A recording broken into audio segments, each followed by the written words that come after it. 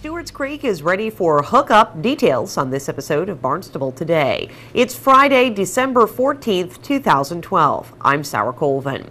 The Stewart's Creek sewer project is complete. Now it's time for hookups to begin. This week, the Board of Health discussed cost and procedure.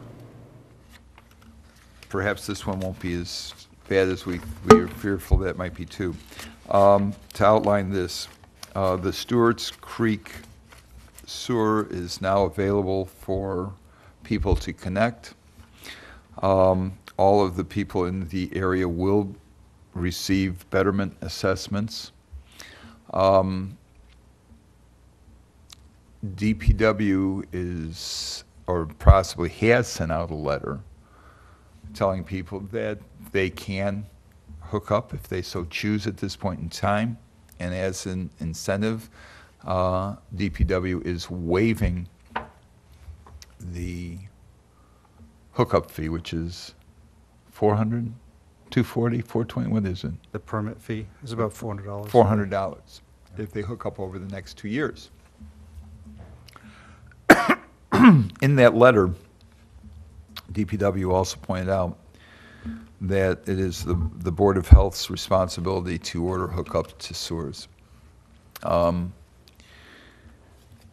And what we will be doing, starting with this meeting, is determining the parameters, both conditions and time, for ordering hookup. And as outlined in that letter that DPW sent out, the things that will require sooner rather than later hookups: number one, failed systems; number two, systems that have environmental variances; number three, systems that were built prior to modern Title V regulations, i.e. 1995. And also when property changes hands, hookup to sewer will be required.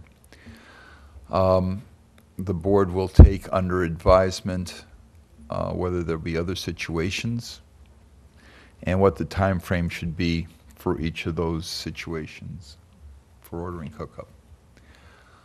In terms of other systems, newer systems, totally compliant systems, systems without environmental variances, I expect, although I can't speak for my other board members, I expect that we will have some sort of sliding scale which will take into account the age of the system. In other words, if you have a relatively new system, you will have a relatively long time before you are required to hook up, unless the system fails, the property changes hands, and then that time frame will be shortened. But those will be the topics that will be the subject of discussion. Also, subject of discussion will be the circumstances under which extensions will be granted.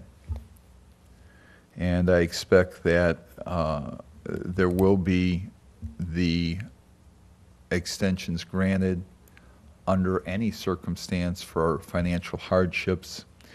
The question becomes who can best do these type of evaluations. I mean, the health division has neither the expertise nor the manpower to evaluate the financial levels of people.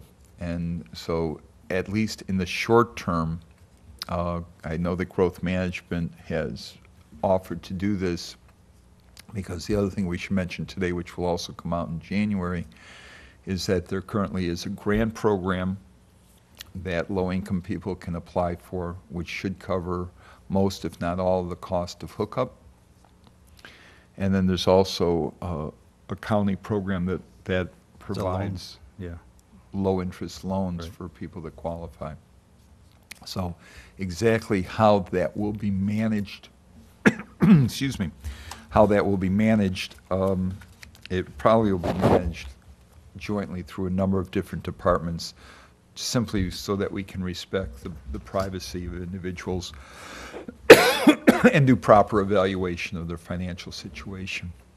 I don't think that belongs in the hands of the Board of Health. All we need is the certifications that they qualify for economic hardship. I don't need to know their specific circumstances. Anything else you want to add to that, Tom?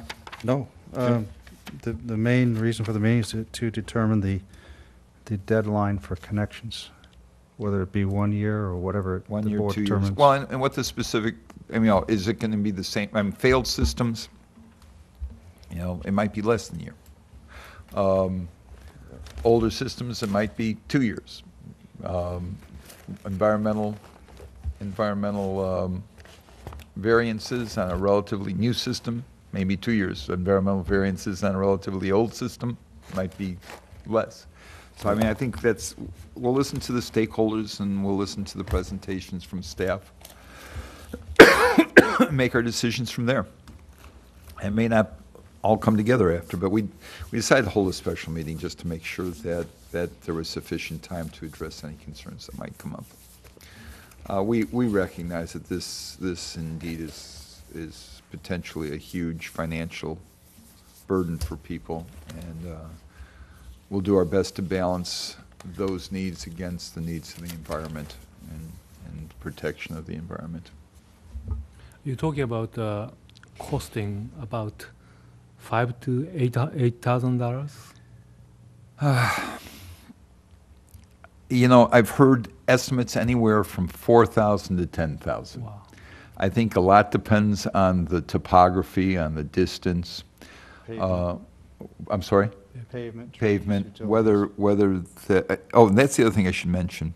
I think it was in the DPW letter that went out too, is that the DPW has purchased a number of grinder pumps. For those people that require grinder pumps, they can get them at a relatively cheap, actually what I consider a very cheap price, with a fairly good warranty at the current time from the DPW. That's another reason to, if you need a grinder pump, to think about hooking up sooner rather than later. But the cost, I think, really, I think it can be as little as $3,000 or $4,000 in a relatively short, simple expanse, and it can be much more if you're talking a long distance from the main to the hookup point, and if depending on the topography.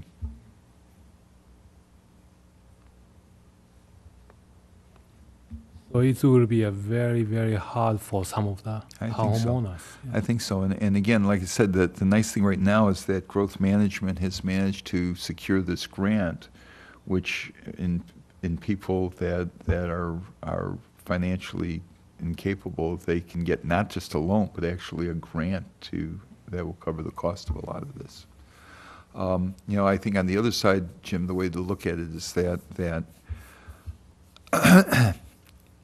in these situations, failed systems, environmental variances, older systems, the reality is that replacement in those situations is imminent. I mean, maybe not this year, maybe not next year, but probably within the next 3 or 4 or 5 years. I mean, just natural history of these systems. The Board of Health will decide on a connection schedule at its January 13th meeting. Those with questions can contact the Board of Health or Department of Public Works. There are about 320 homes in the Stewarts Creek neighborhood that will need to be connected.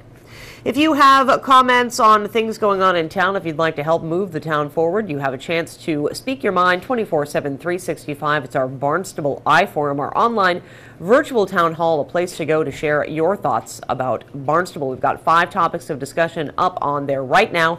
Head to barnstableiforum.com and become part of the 500 residents already participating in the conversation. With Barnstable Today, I'm Sarah Colvin.